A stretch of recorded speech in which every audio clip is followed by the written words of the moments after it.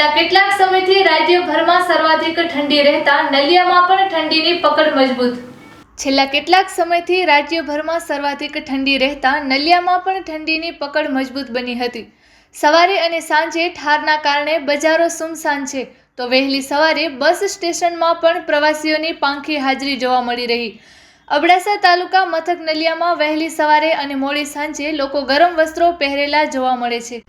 ઠંડીની અસર બજારમાં પણ પડી રહી છે. છેલ્લા 2 દિવસથી ઠંડીનો પારો નીચે આવતા બજારમાં દુકાનો 9 અને 10 વાગ્યા બાદ ખુલવા લાગી છે, તો વહેલી સવારના બસ સ્ટેશન પર ઓછી સંખ્યામાં મુસાફરો દેખાય છે.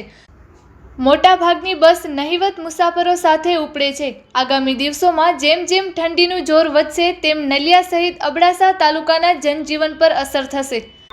Report by Rameshbhai Bhanushali, Naliya, Abdasa, Kutch.